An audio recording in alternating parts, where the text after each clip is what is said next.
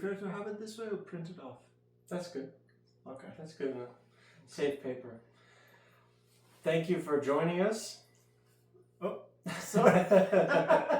Sorry. Okay, so I'll wait. We'll take a sip. Okay. Wait. Okay. Welcome to Therapy with my dad. Thank you for joining us.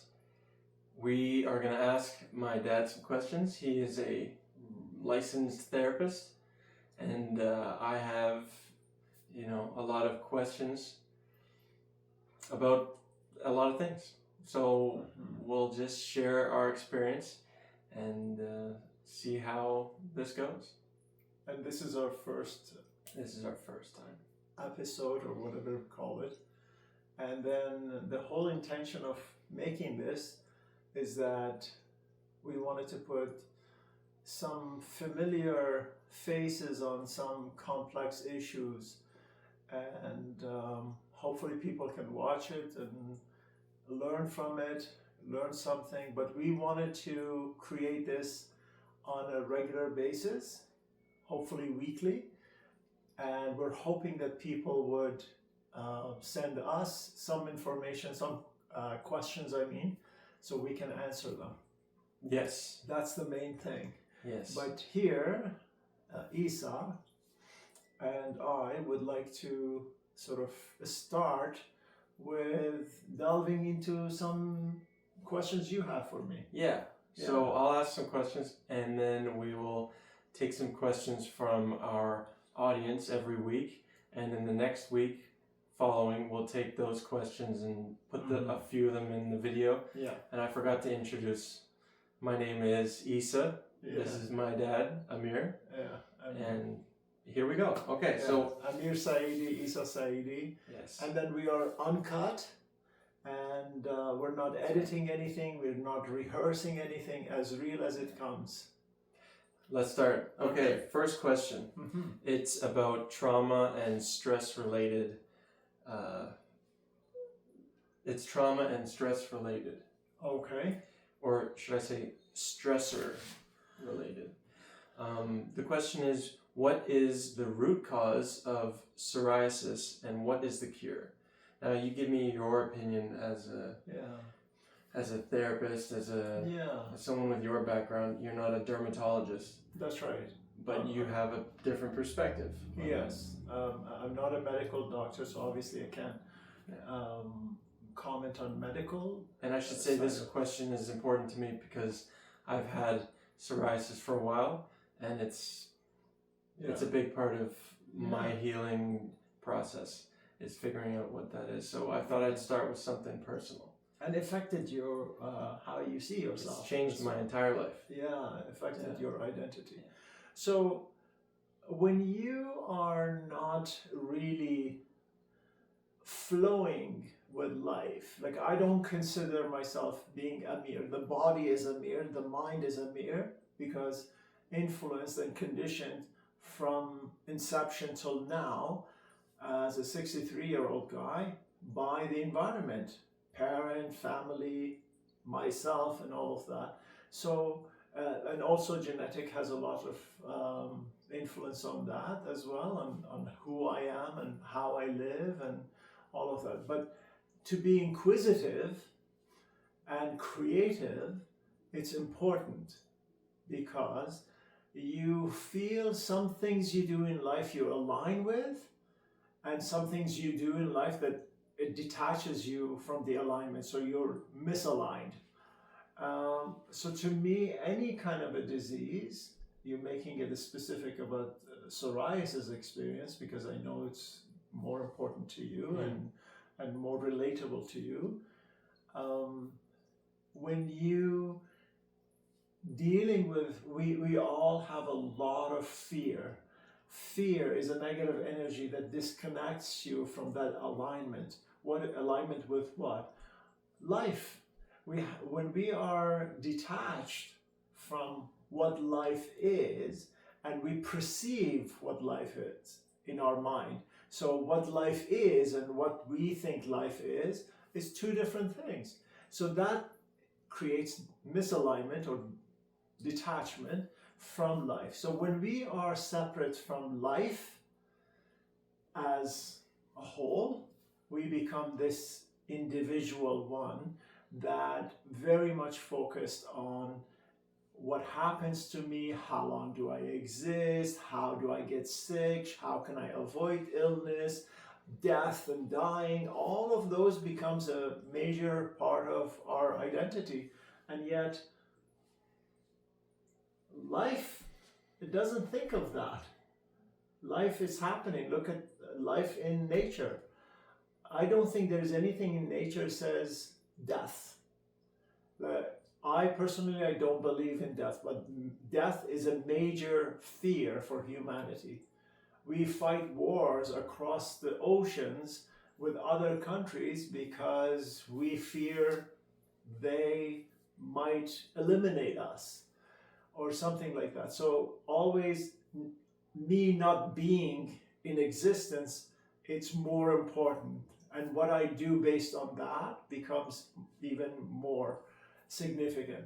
But there is no such thing at all. There is no such thing as death. So short answer, trauma happens when you first, at the root level, you separate yourself from life. You see yourself as this individual, that life is all about that. I give you an example. I love Dr. Wayne Dyer's example. Says, can you imagine a ray of sun says, I am a sun. One wave of ocean that comes to the shore thinks it is ocean. You see what I mean? Does that make sense? Yeah. I mean, that was a long answer. I know. But yeah, there's a lot in there that makes sense. The whole thing about the sun, like the mountain analogy is the one I'm familiar with, where like the stone at the base of the mountain and the stone at the top of the mountain. Actually, I don't remember the analogy. Okay. But speaking about the question specifically, it did feel like I was separating from life. Yes. It did feel like when that was happening, there was like a rip inside of me. Like I was so stressed. I was so afraid of being a failure. And that stress like made the hair fall out of my head. Yeah. It made my skin turn and red and itchy and all this stuff. Yeah. And the way I handled that made it inflamed, almost like made it worse. It's like putting fuel on the fire. And what you're referring to handle with? Mishandled. From a bigger picture, yes, mishandled. But we human beings, we are only focusing, most of us, only focusing on the reality as it is. And then you go, oh, I have a trauma. This bad thing happened to me. And yes, a lot of bad thing happens to a lot of people, but you have to acknowledge it so that there is certain way of knowing or accepting that is just what happened to me. However, because I'm a creator of my own life, because I want to feel good, having to think about that trauma all the time does not make me feel good. Right. Yeah. There's that thing I hear about shame and guilt. Like the guilt is it's supposed to flip a switch. Yes. It just gets you thinking about how to fix your mistake, how to acknowledge what happened, and sort of deal with it in that sense by facing it. Yes. But then if you stay in that guilt, it actually makes it worse. You're supposed to use it as an instigator or like a trigger or like a momentum to get you motivated to do the right thing or to be, good. It's just an alarm in your system says, hey, listen, if you pay attention to me too much, you're going to be misaligned with life. Yeah, so it's like living with the alarm on all the time. It's going to drive you nuts. That's right. You're almost waiting for the alarm to go off. Oh. But you have an internal alarm says, this time is important for me. Why? Because I want to feel good. But then we say, most people who are so aligned with their trauma, it's often the trauma is in the past, and they don't realize the more they focus at that, the more they make the energy of trauma bigger for them, and then that becomes their reality. It's like trying not to think of a pink elephant. All you can think about is pink elephants. Correct. You got to focus on where you're heading, where you want to go, what you want to be, what you want to do. Right. Yeah. Okay. Yeah, exactly. Where do you want to go? So the cure, in other words, the cure to psoriasis is not having psoriasis in your brain.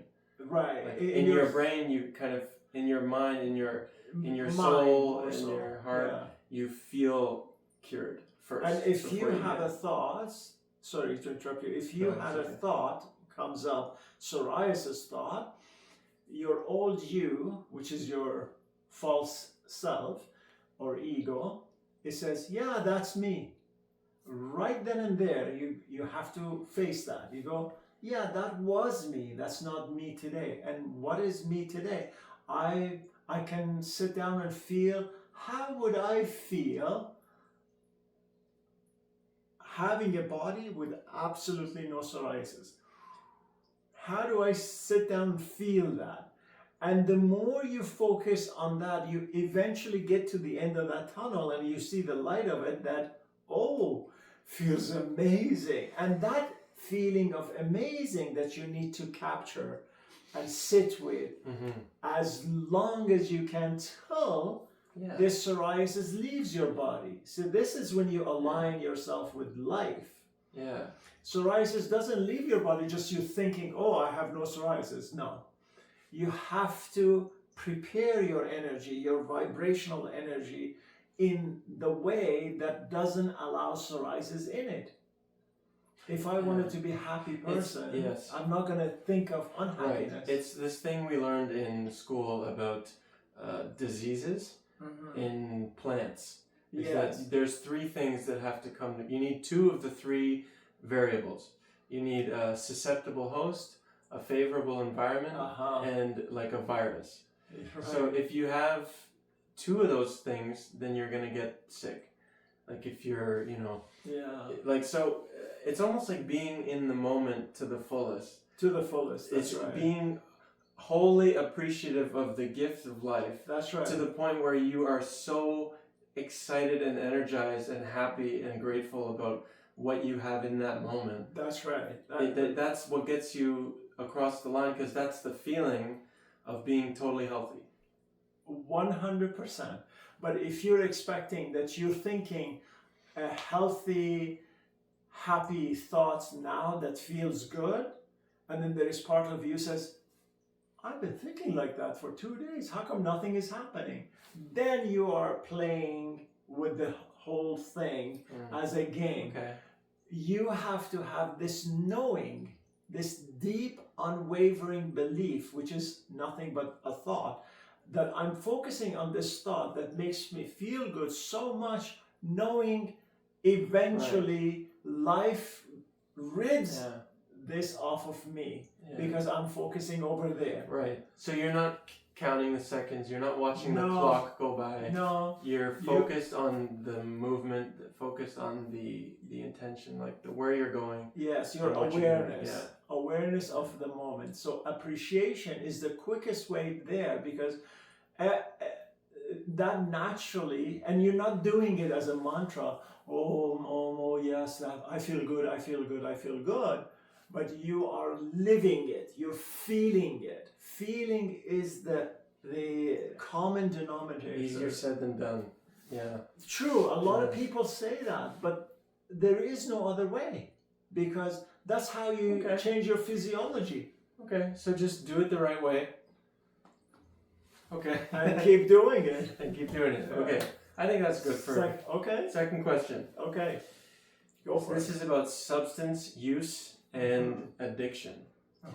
So how do you make the distinction between addicted and just having a good time? So at what point do you cross over the line from just having a good time to now you have an addiction?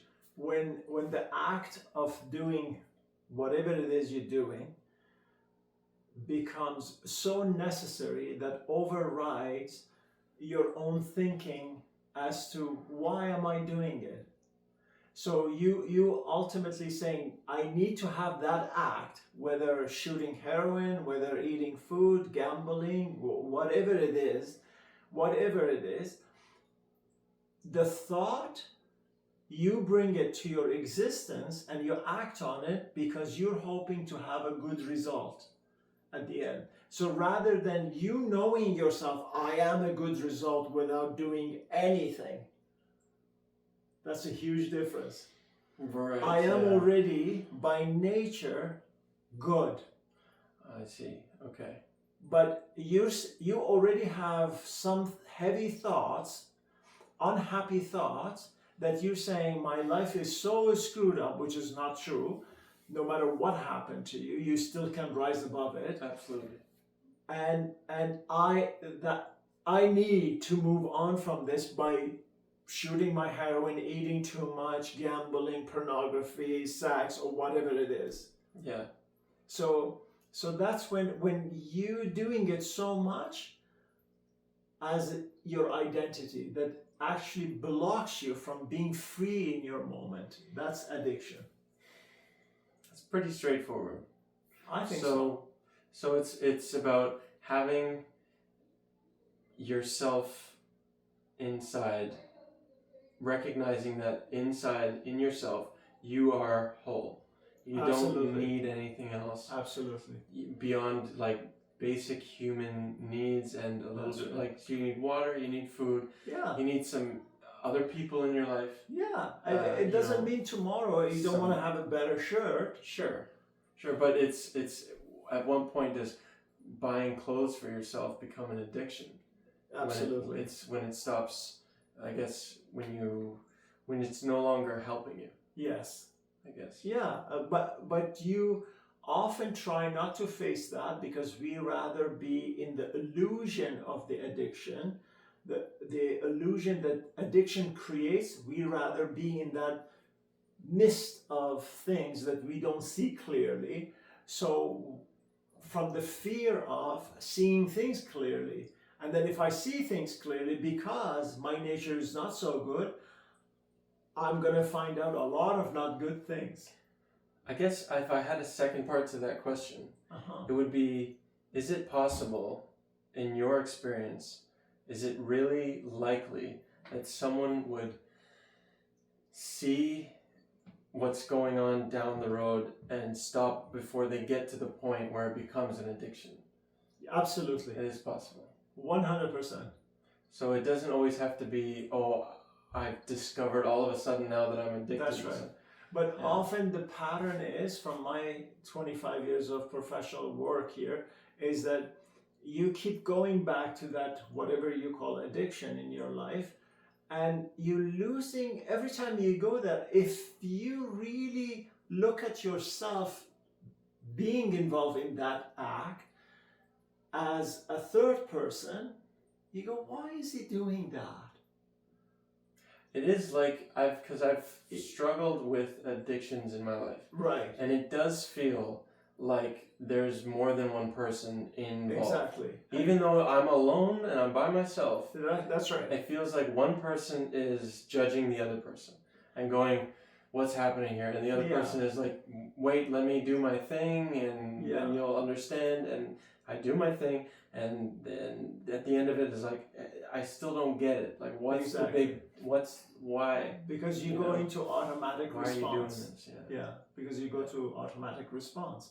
So that's the chatter in the mind. It's almost like 2-3 people talking. And that talk never stops. That's why meditation is so good, because you teach yourself to calm your mind by detaching yourself from the thoughts that it's running in your mind. I gotta get into meditation. Yeah, and meditation is not like, it's just quiet time. Sit down. 15 minutes, 20 minutes. Sure. Don't do hours. Yeah, absolutely. I should do that. I've been told that some of the stuff I do is like a meditation. Yeah. Like painting or anything creative. Yes. So I do have that, but I should try experimenting with the stillness version of it. Yes, but Well, I don't know about minimalist, but then you gotta be open to be inspired. Like when I took up watercolor painting, so I think about it, I go, I literally tell myself, I'm open to be inspired by any thought, and boom, right there. And a thought comes in, like the bananas that I drew, and I drew a banana, and just a real life banana was on, I love bananas. It was sitting on my table, and I go, okay, I'm just gonna draw this thing. And then I left it. I left the drawing. I was happy with the drawing. I was inspired by that thought. And then I moved away, and talking about inspiration at will, I walked away. A day after, I said, this was such a nice drawing. I don't want to leave it at that. I want to do something with the color also. I go, okay, maybe I paint that. And then it almost as if you hear it or you feel it, new inspiration comes to you, new ideas come to you. You go, oh, what do I want to present that? And then instead of taking yellow and just filling in the banana, I painted the whole page yellow color. Meaning, and the inspiration was to excite people see beyond banana by color. Using color. Yeah, I actually love it. Yeah. It's one of the things you've done that I've seen what you used to draw. Yeah. Like kind of like student like projects almost. Yeah. Where like you had to draw this. You could tell he did like a few. Seen your portfolio. That and the new stuff you're doing is I like it. Yeah. I like Thank that you. too. Thank you. That was good. Yeah. I'll Okay. continue on. Okay, next question. Okay, next question. Because we want to keep it 20 minutes, right? Well, we're over, but we'll. Oh, are we? It Okay. says we're over, so we'll okay. just keep going until we're done. We've got 2 more questions. Youth and development. So, this question is about youth and development. How do you improve your ability to heal things we can't yet put into words through our... So wait, let me just read this to myself again. How do you improve your ability to heal things we can't yet put into words through our passions?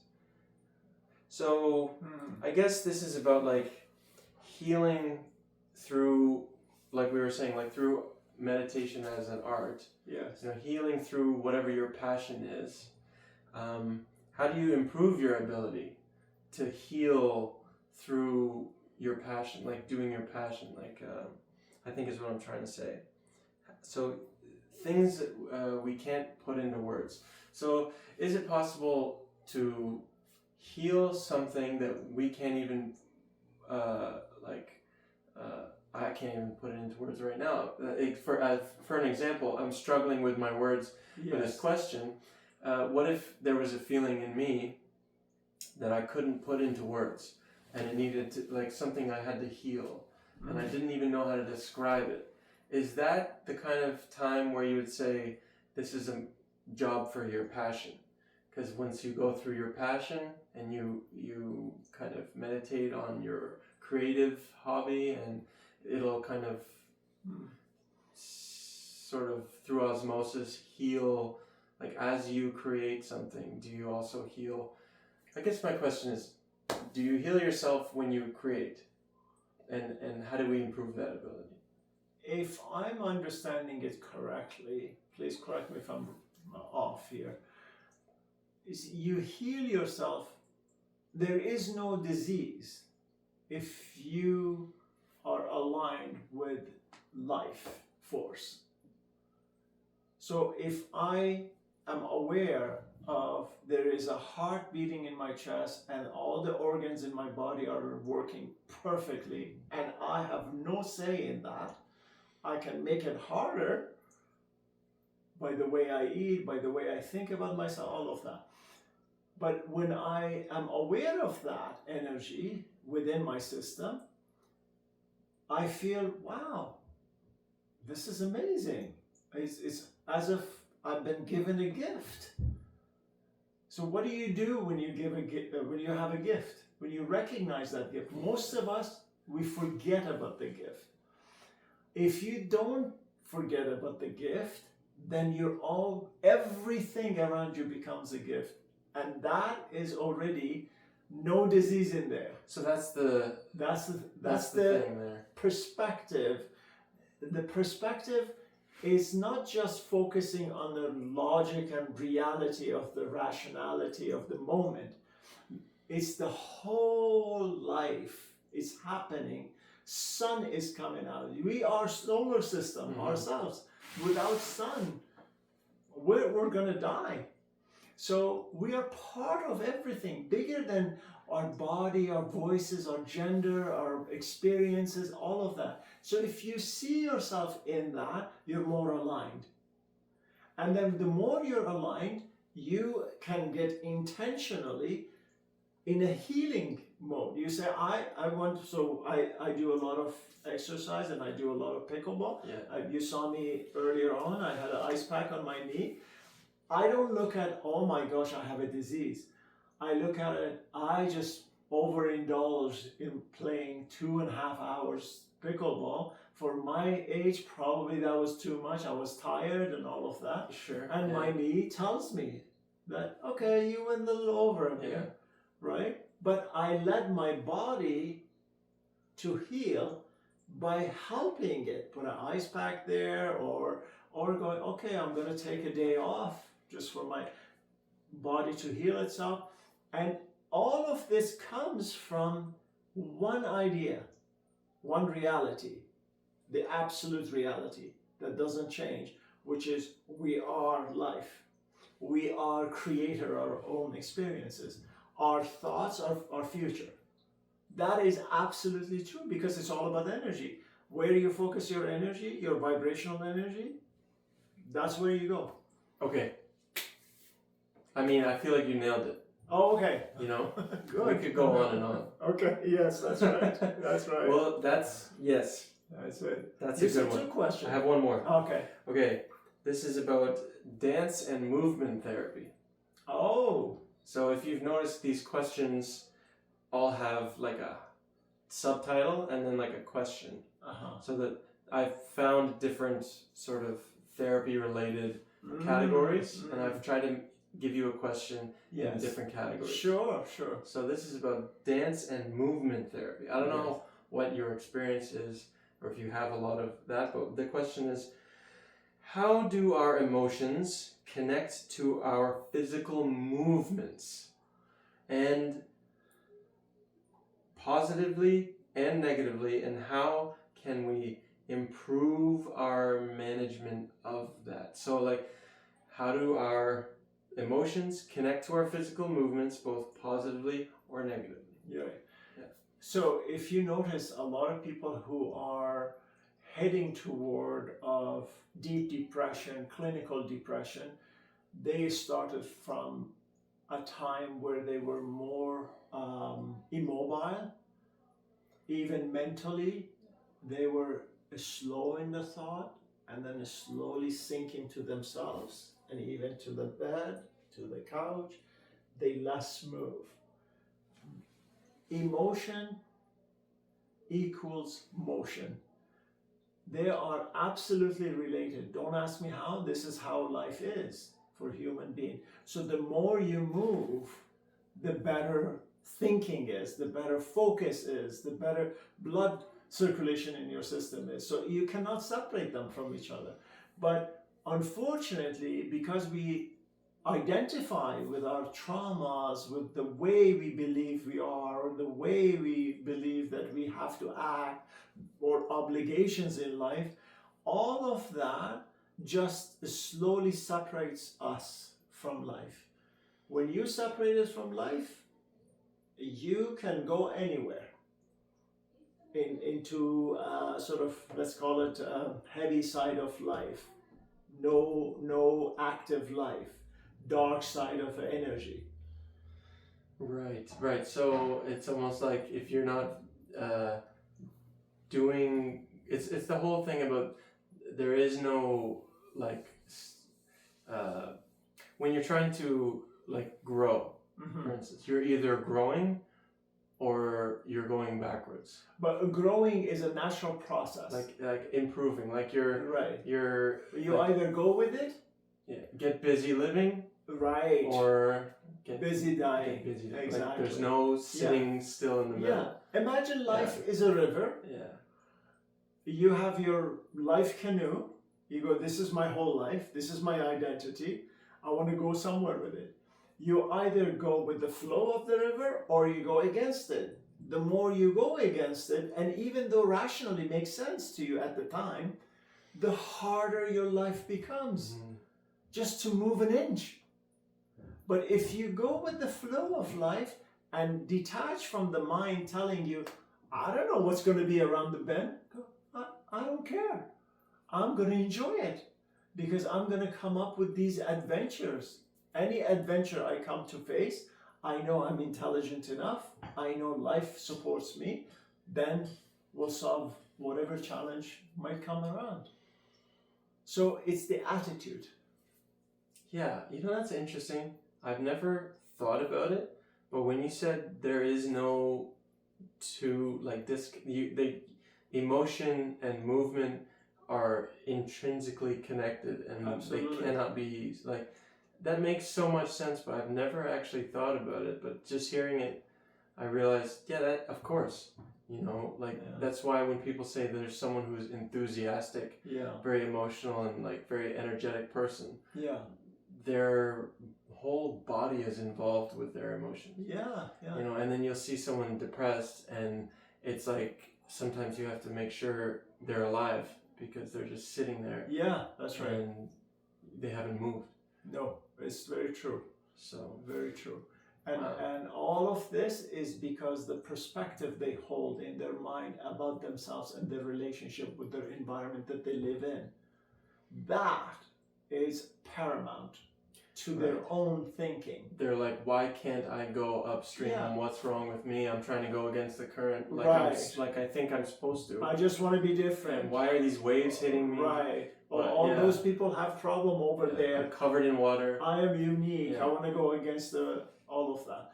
I mean, I can sit and look at the flower and just be in awe for the rest of my day with the beauty of life that presents itself effortlessly and everywhere. Life is happening everywhere effortlessly all the time. You can find life. You don't have to jump from the mountain and do bungee jumping. Yes, tell my wife. I don't want to do it with her. So okay, thank you.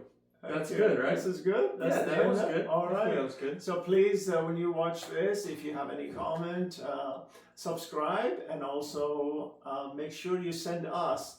And how do people connect with us? So if you'd like to ask us a question, you can comment in the comment section of this video.